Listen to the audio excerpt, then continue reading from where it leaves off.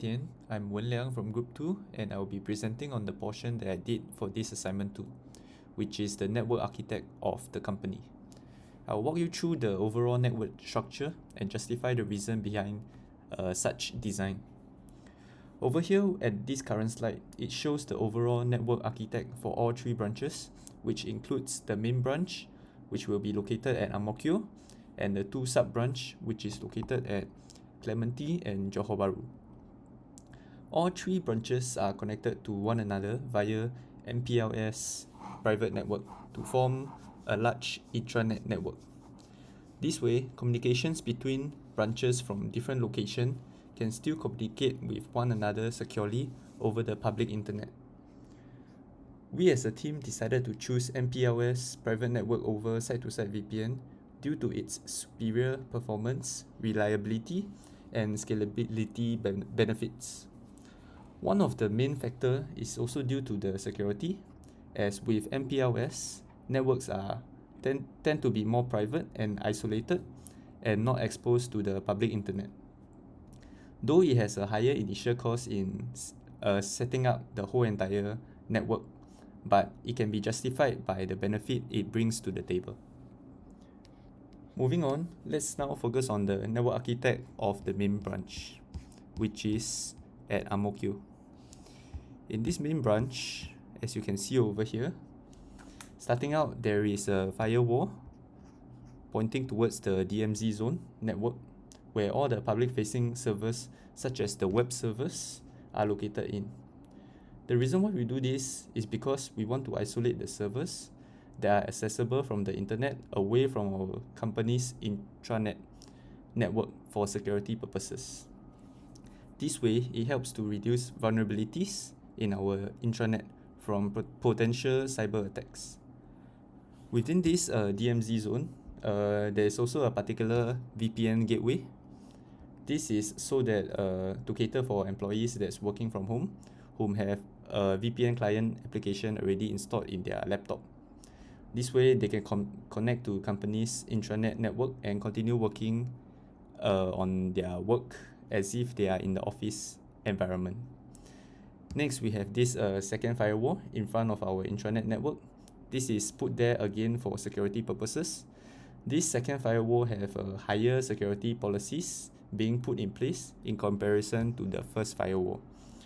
This second firewall will only allow certain protocols or port numbers to enter the network. In our intranet network for routers and switches, we have made use of the leaf and spine topology to connect them together to create a somewhat like a mesh topology as well. The reason behind this design is for high performance, scalability, and redundancy.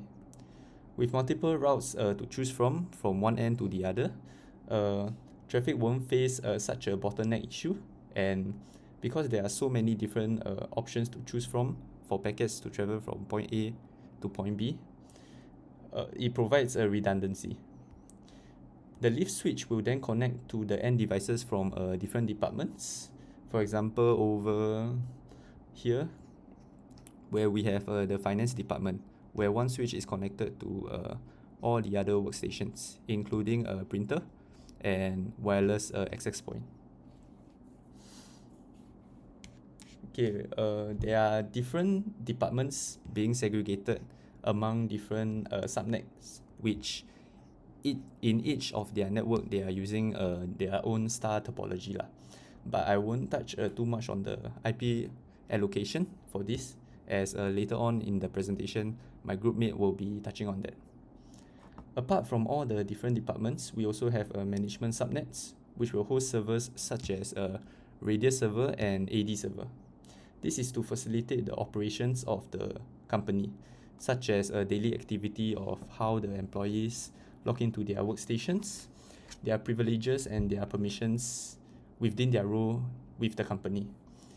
We also have a application network and database network so that it will communicate with the internet-facing web servers to perform tasks that the end user needs lah, or the client needs, such as logging into the banking website, such as requesting for a loan, and yeah, And for storage and backup, we will be sourcing out to AWS services for this. This is due to the reliability and redundancy that cloud provider provides lah. With this type of implementation, the company will be well prepared in the event of any unforeseen circumstances that were to happen to this main branch. The backups will be untouched lah. This helps to create the redundancy that we need for data as critical as bank information for the company's customer and clients. In order to communicate with the AWS services, we also have set up a direct connect link to the AWS network so that we can make use of their cloud services. That's about it for the main branch. Moving on to the sub branch. The architect of the branch is also somewhat similar, as you can see over here. We purposely do this on purpose so that this is to ensure that all branches operates with somewhat the same standard, and this helps to simplify network management and troubleshooting as well. This approach helps to ensure consistency among the three branches. The only main difference between the sub-branch and the main branch is that there is a local backup and storage servers in the branch itself.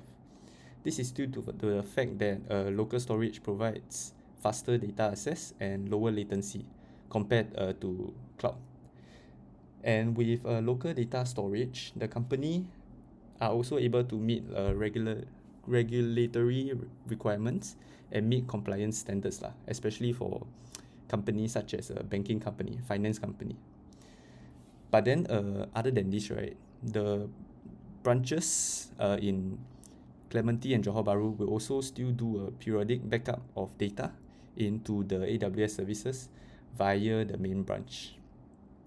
We do not have a dedicated link to AWS services from the sub branch due to the fact that it can be costly to have 3 dedicated direct connect links to the AWS services lah from all 3 branches.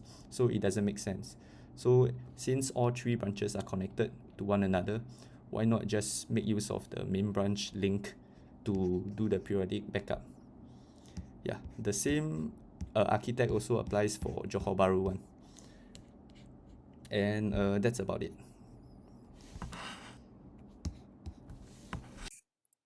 Hello, I'm Prahlad. I'll be talking about why we chose the star network topology. So in this section, I've detailed all the core requirements of the bank that were initially highlighted in the feasibility study.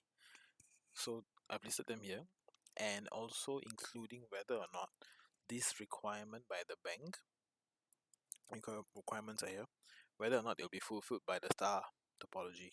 So it does fulfill all the core requirements initially highlighted, and except one, which I've listed below, for the physical control of servers and storage. The network can ensure it's very good for security, but we also need physical security to make sure that this core requirement is fulfilled.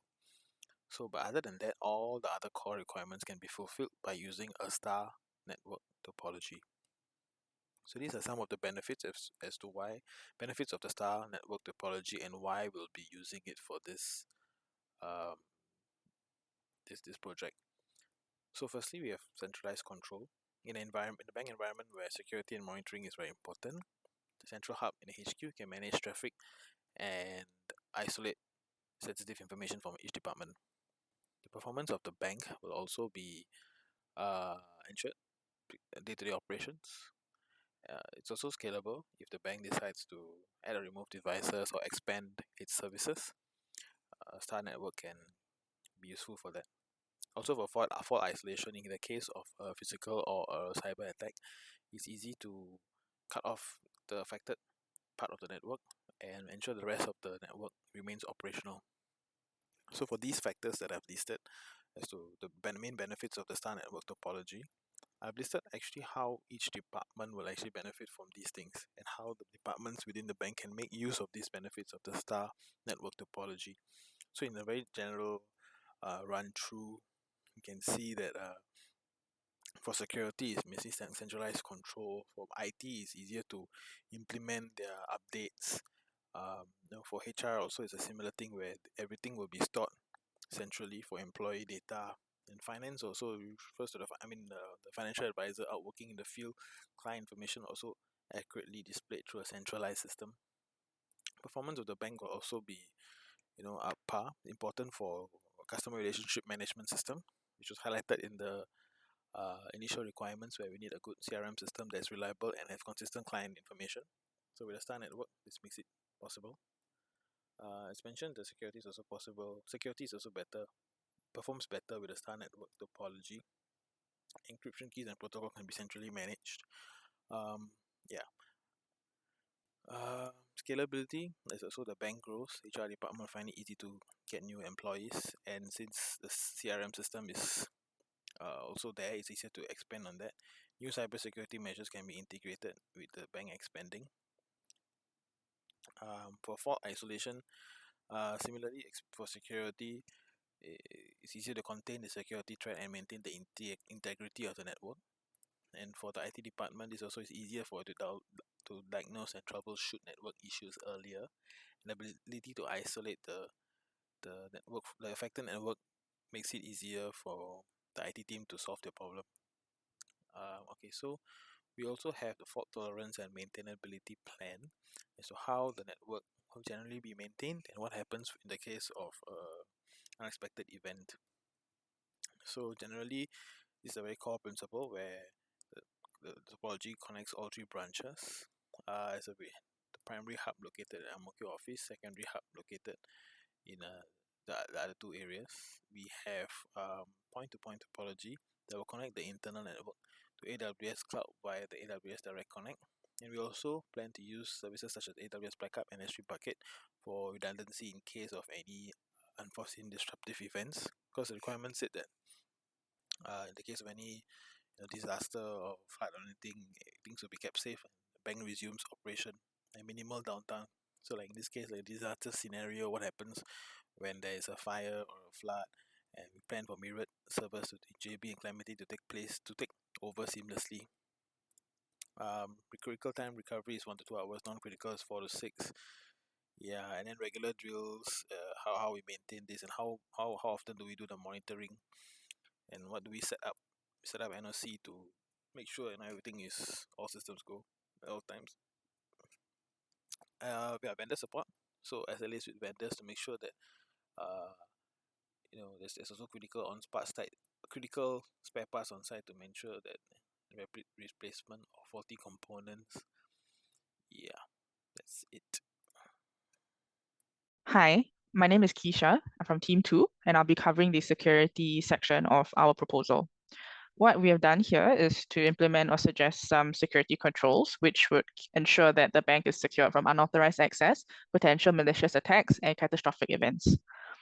The proposed controls or security measures span across 5 different security domains. The security domains are remote access, data and network security, identity access management, environmental and physical security, and incident management. Some examples of controls that we have proposed, starting with remote access, would be to the use of a VPN when connecting to the network while working remotely. In terms of data and network security, take this for example, where all data within the bank, especially for confidential, highly restricted information, which are going through public networks, it would need to be encrypted. And data moving through, let's say, physical transmission or instant messaging would need to adopt confidentiality techniques and to ensure the maintenance of the integrity of data. Another control that we like to highlight in terms of identity access management would be to enforce network access controls and to adopt the principles of least privilege and separation of duties. Last but not least, for physical security or environmental security, for catastrophic events at least, we want to ensure that fire prevention procedures are deployed at all branches and offices, and that temperature monitoring and alerting systems are deployed at data centers where possible. Last but not least, for incident management, we want to ensure that a security incident response plan is well established with clear roles and responsibilities in the bank, and that tabletop exercises are carried out for key stakeholders to ensure that not only is there prevention, detection, for example, in these cases, but stakeholders are aware of what the actions needed to be taken, and they're also aware of or equipped with the tools to be able to ensure that there's prevention measures in place. Hi, this is Izzat, and I'm gonna go through what I did for the assignment 2. First of all was the VLSM table, which includes all 3 location and its departments' IP addresses from starting to ending, what is their network ID, and how many network bits it is using. So for Amukyo, we are using a network bit of 23, so that we are doubling what the amount of manpower in Amukyo is, which allows us to scale in the upcoming growth of the company. So for Clementi, also the same. We use a network bit of 24 in accordance to our private IP. So for Clementi and Johor Bahru is the same, dash 24. So doubling the amount of IP so that it includes all the scaling. So for the addressing plan is what is on the VLSM table. I also did allocation of IP addressing for the different department, the DMZ network, the gateway routers and all. So all the routers, switches, and DMZ will be on static IP. The DMZ network is on a public IP as it ensures us the connection between private and public to connect to the internet. So these are the different IP addresses for different equipments on the department, the switches, what are the management networks, the different servers inside it. Since in our topology there's a wireless IP, we also put the wireless IP inside, the different printers in different department, and these are the allocated IP that will be used for DHCP. Same for Clementi and Johor Bahru.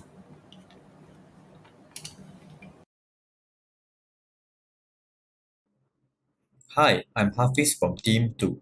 I'm going to talk about the parts which I did: hardware components and pricing, rationale for network components used, and software components and pricing. As for the central switch, I've picked the Cisco Catalyst 9300 series as it is an enterprise level switch that we will be able to handle a large number of users and network equipment with ease. The access switch I've picked is from Realtek as it's slightly cheaper than other access switches. For the wireless access points, the Cisco Catalyst 9100 is my choice as it has Wi-Fi 6 support and power over Ethernet, which will be able to connect with the access switch provided. Since we will be handling multiple servers, I've gone with HP's ProLiant DL380 Gen 10. It will be the host system that we provision our virtual machines on. Next,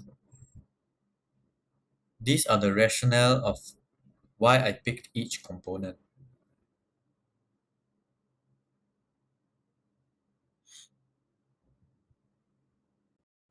Finally, this is the pricing for each software that we need to install on the servers. Windows Server 2022 Data Center Edition will be installed on the 6 host servers. This will allow us to install multiple virtual machines on each host. For the virtual machines themselves, we will install Windows Server 2022 Standard Edition as we do not need Hyper-V support on those servers. Thank you.